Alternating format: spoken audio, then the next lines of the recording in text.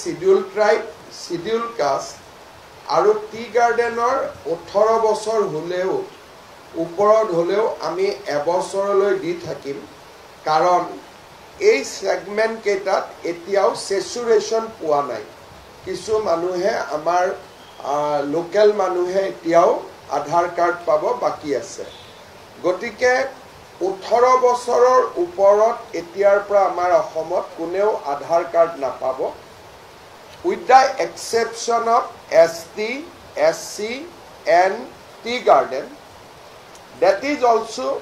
for another 1 year এবছৰৰ পিছত এই কমিউনিটিৰো আধাৰ কাৰ্ড নৰমালি নাপাব যদি কোনোবা আধাৰ কাষ্টৰ মানুহ আধাৰ কাৰ্ড পাব বাকি থাকি গল তেখেতসকলে উইদিন দিস মান্থ এই মাহৰ ভিতৰত আমি আবেদন কৰিবৰ কাৰণে আহ্বান জনাম যে ইয়াৰ পিছত এই উইন্ডোটো খোলা নাথাকিব সেই কাৰণে আমি সেপ্টেম্বৰ মাহটো তেওঁলোকক আবেদন কৰিবৰ কাৰণে সময় দিম আৰু এই যিখন নটিফিকেশন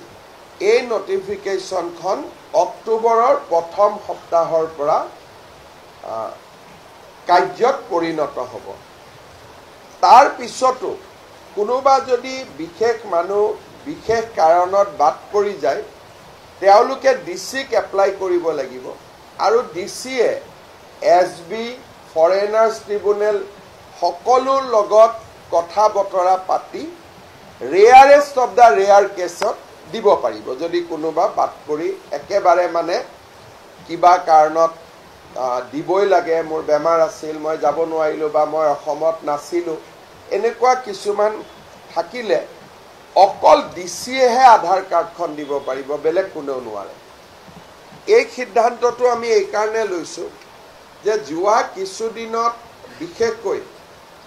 যোৱা এটা বছৰত আমি বাংলাদেশৰ পৰা অহা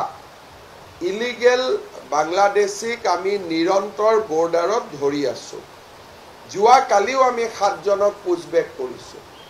কিন্তু আমি নিশ্চিত নহয় যে আমি সকলোকে ধৰিব পাৰিছো বুলি গতিকে আমি এটা প্ৰটেকচন লব খুজিছো